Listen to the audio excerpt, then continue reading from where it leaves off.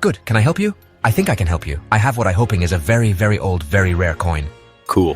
I figured I'd come in and see if it's worth what I think it's worth, which is a substantial amount. Okay, it sounds like you're in the sales business.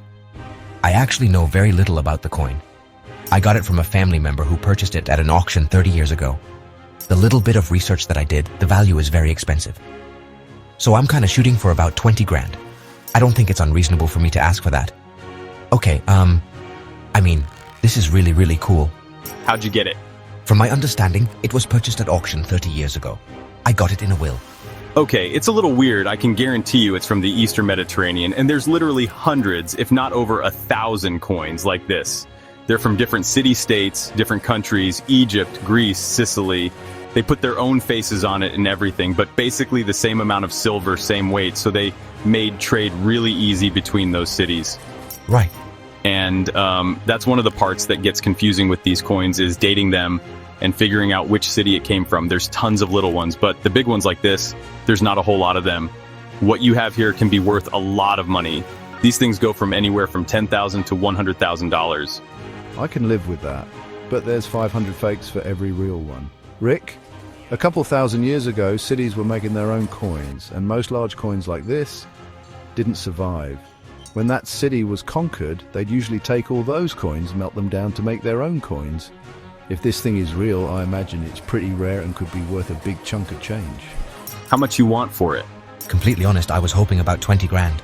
Okay. Like you said, it's between 10 and 100, so I figured I'm at the low end. I could probably go higher. My big concerns are it's in really good shape. No, absolutely. Okay, it struck really well. Most of these coins, the figure on the front and the figures on the back are way off center. Because they had the coin dies, and they put a silver slug in them, and they stood back 5 feet with a 5-foot-long hammer. Then they had to strike them a few times. Okay, Rick.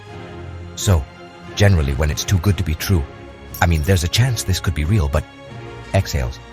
I'm assuming it's fake. I firmly believe this one is real. The person who had it actually was an avid collector. I don't believe he would have had it if it was fake. So do you have any paperwork with it? I do not. No, not personally. Let me have someone take a look at it. I have a friend of mine who this is basically what he deals with, ancient coins, and you need a guy much nerdier than I am to tell you everything. You're doing pretty good as far as being a nerd. If you want to bring a better one, great. Just give me 5 minutes. I'm going to make some calls. No problem. He's calling in an expert, which is only going to help my team. I know this thing's real. I have a feeling that he's going to be pleasantly surprised.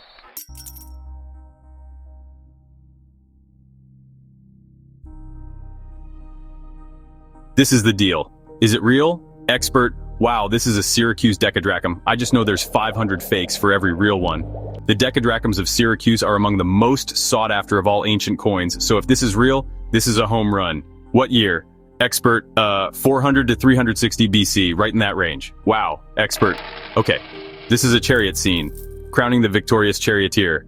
Who's the person on the front? Expert, this lady is Arethusa, a water nymph. Fresh water was very important to the ancients, and they revered it, and they had nymphs that represented it. Only he would know this. You brought in a legit nerd, yes? Yeah. Laughs. Is it real? Expert, let me take a look. If it's real, it's worth a pretty penny. Okay, I have news. It's absolutely genuine. Sighs in relief.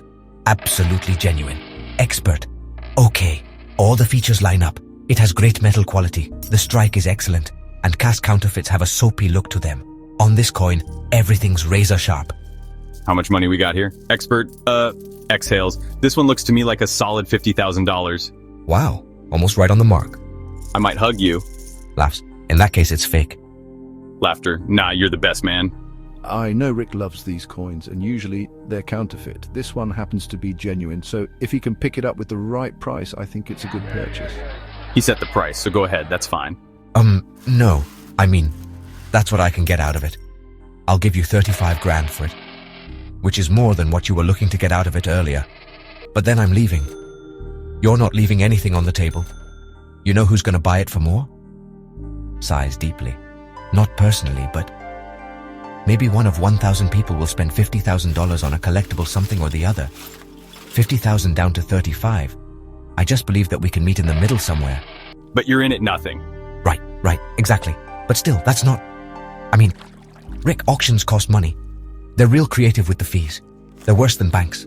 Tell you what, I'll give you 40 grand. Anything more than that makes 0 sense for me, and that's what you can get. Okay, 40,000's fair. Okay, cool, this is great. Is it like one of those big checks? No. Kevin, I could do the responsible thing and put the $40,000 towards college funds for the kids. Maybe we'll take a family vacation. Nothing wrong with having a bit of fun.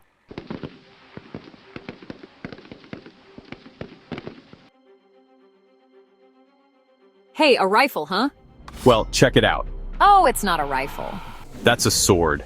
Alex, what I have is a very old sword. I got this from my grandfather. He recently passed away. He willed it to me.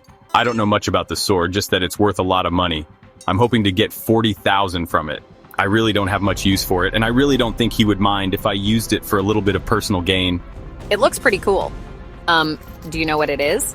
I'm actually not too sure. I know my grandfather got it at an auction. I just know that it's valuable. That's pretty much it, so...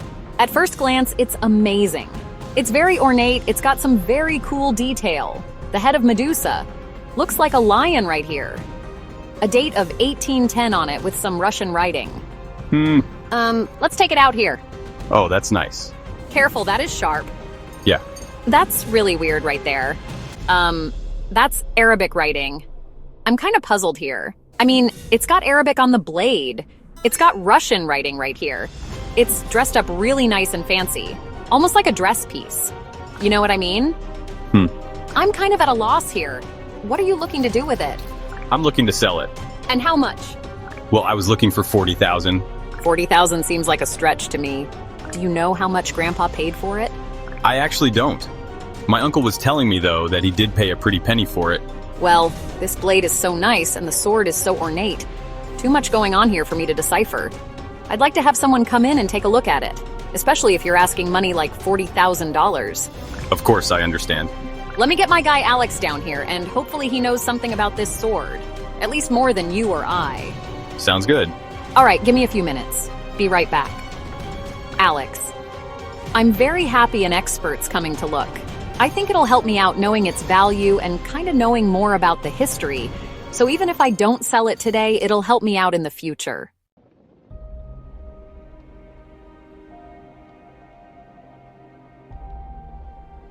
Not the Holy Grail, but this thing is pretty mysterious.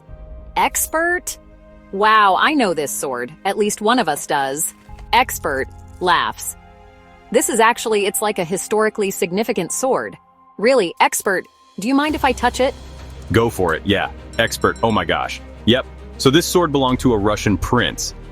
That name Ivan Ivanovich Odoevsky, he was a hussar and he was killed at the Battle of Brienne in France in January 1814 by Napoleon's troops. Wow. Expert, he was a war hero, and this guy gets killed with this sword on him. Whoa, Expert! So, Chuckles. That's what I was confused about. It has an Arabic mark on the blade. Yeah, this Arabic writing means it came out of Persia, which wouldn't be uncommon for this. This was built with the intention of being a head of state sword because this is about the finest blade you can put on it. I mean, this thing is massive. You can hold it and feel like... It's got some weight to it. Expert, yeah, and it's well balanced, definitely can take an arm off. This was not just a ceremonial sword, this was also a battle sword. But it does have a ceremonial feel to it. Expert! You're completely right, it's as fancy as they come. Sighs. I mean, it's beautiful. Stammers. It's really second to none. I've never seen you speechless. Expert. Stammers. It's just, you hear about these things, you never really think you're gonna walk in and see it. What kind of value you think this has? Expert. So, here's the thing. The sword sold at auction for $30,000, and frankly, the sword undersold. Now, the funny thing about the auction is that it wasn't the right auction to put it in. And so, the collecting community didn't actually know that this was out there until after it was sold. If you take it to auction today and get it in front of the right buyers, I would imagine you're talking 75, 100,000. Well, I think that's all I need to hear. Expert? All right, thanks a lot. Expert. Thank you for letting me see it. Of course, yeah. All right. It's a lot to take in. It is. For me to be in this sword anywhere comfortable, I'd buy it for 20,000. Yeah, I don't know about that. The problem is, it's too big of a risk for me. I'd love to offer you 50,000 for this sword, possibly even more, but it's already sold once in an open market, and it didn't come anywhere close to what it was expecting. Right. S3. Media group, customer agreeing, nodding in conversation edit, stock edit, distribute underscore equally. Yeah. It's just a dangerous territory for me. Yeah, I don't think I can do that, especially after what he just said. Now it makes me think that I should find the right auction for it. All right, well, thanks for coming in. Appreciate it. Have a good day. You too, Alex. After knowing the actual value of the sword, I'm glad I didn't sell it. I think now I'm going to try to find the proper auction, and hopefully I can put it in front of the right people to get a better price for it.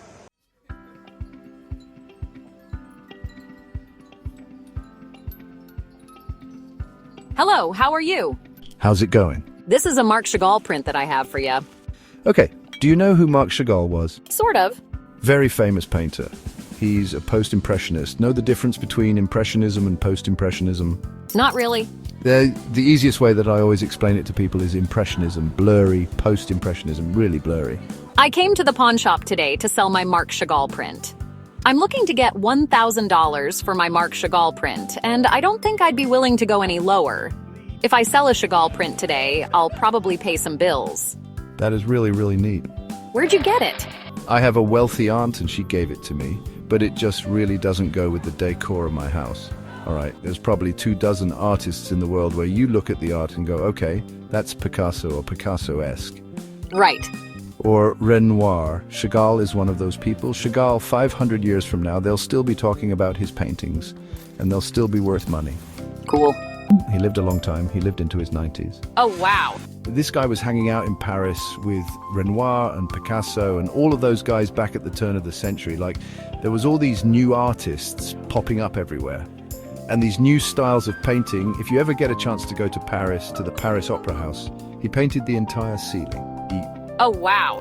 And it looks like a lithograph. Litho means stone and graph means writing. Okay. So it's stone writing. So originally what it was is that they would take stones and it'd be like a big giant piece of limestone, completely flat, and they would etch into it the image. Oh, wow. Okay, one for each color. So on each impression, you'd carve in what would be blue. You would ink the stone. Put the paper on top? You put a 2,000-pound stone on top of it and press the ink into the paper and then move on to the next stone for the next color and then the next color. That's quite the process. Yes, and over the years they've changed that process and made it a lot simpler. But that's basically lithography. Okay.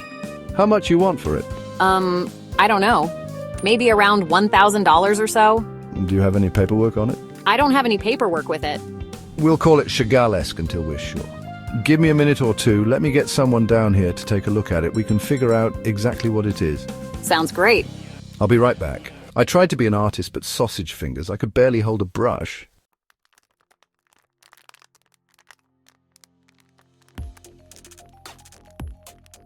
So it looks Chagall. That's the thing that set him apart. Because the colors were really the key to a Chagall. It's rumored he literally just slept on the floor of the print shop during the production of this particular work to ensure his colors. In fact, it's one of his most famous images. This is Captain Briaxis's dream. He changed the standards of all lithography. Chagall brought his skills as a painter and as a colorist to this medium. But the person he learned it with was the absolute master Morlot. He started doing lithography at the age of 63. So Chagall discovered lithography after he was already very, very famous. That is an image by Chagall. With Chagall, usually I see images on a white background.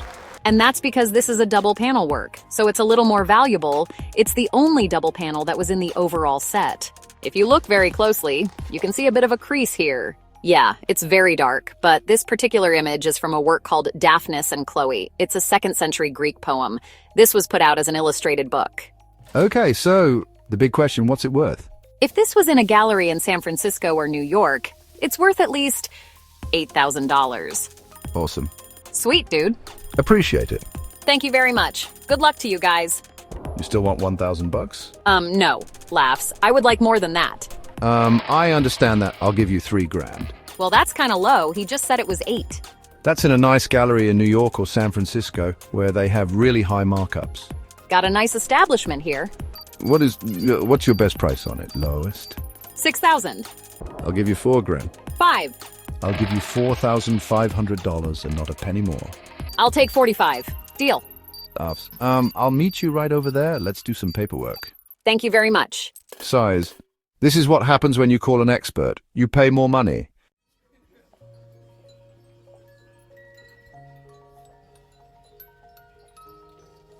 What can I help you with? I have this signed picture, Benjamin Harrison. Hey, Corey. Yeah. It's like your great-great-uncle twice removed from your second cousin. Do you really believe we're actually related to that guy? Grandpa says we were. I've met your grandfather and he was a liar. It was given to my dad when he was a young child, so it's been in the box for about 70 years. My parents just celebrated their 60th wedding anniversary, and I would like to send them on a trip if possible. I'm really hopeful that this is going to be my lucky day. You know, your grandfather's middle name is Benjamin and your great-grandfather's middle name is Benjamin. They were named after him, I believe. Do you see any resemblance? I do. Narrator. Media group. Close-up of a person rolling their eyes. Lighthearted reaction in a shop at stock at a distribute _ equally. Whatever. Yeah, he's bald and he's got a grey beard. All in all, a pretty good president. He passed the Sherman antitrust to try and beat up the monopolies. But it was another 20 years later with Teddy Roosevelt who really started cleaning up the trusts. Where did you get it? We had it in our family for about 70 years. It was part of a photo album, and this one was signed. Okay, this was a cabinet card. They were pretty popular from the late 1860s to right around 1900. A lot of people had the picture of the president in their house. How much do you want for it? 500. I doubt if that's a signature. I'm just assuming it's someone that's wrote it on there so they know who it was. That looks like a signature. Remember, they didn't print anything. Everything was written. I'll call somebody down here, but if it's not his signature, it's worth $10, all right? Okay, thank you. Most cabinet cards aren't worth the paper they're printed on. So normally, this would be a pass. But a cabinet card actually signed by a president? Now that's a different story. Not just because supposedly I'm related to this guy.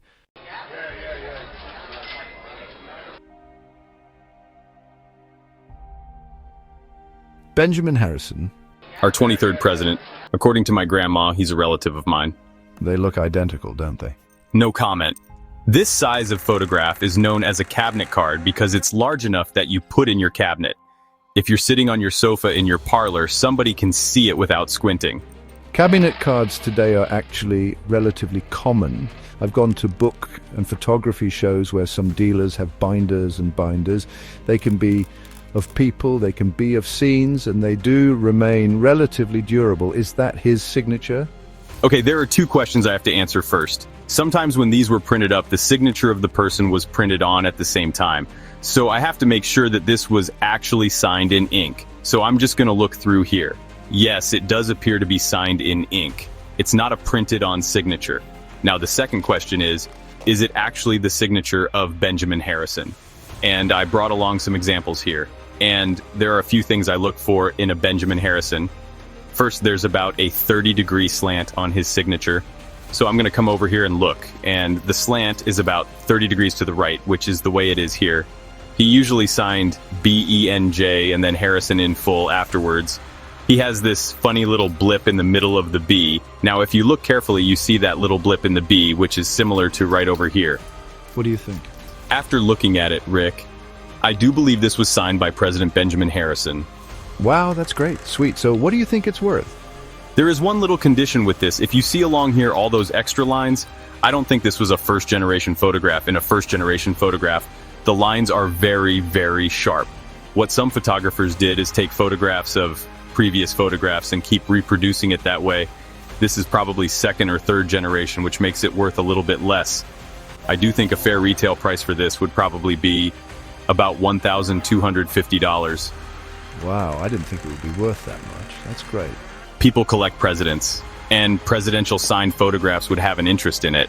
They're not common items by any stretch of the imagination. It's a nice little piece of American history here. Yeah, it really is. Wow. Thanks for coming in. Appreciate it. Nice to see you, Corey. Good luck. So $500, no problem. Can you go a little bit higher? I'll give you $700 for it. That's the best I can do. Could you do 8? Really? You just wanted 5, and now I'm offering you 7. Right, I have to frame it up. I have to do other things. Could you do 750? Guess we really shouldn't have called Stuart in. Exhales sharply. Yeah, I'll give you the 750. It's a deal. Thank you. Great. Want to ride her up, son? Come with me. I feel if we settled on a really good price of 750, I feel that was a fair price. It's all about the Benjamins.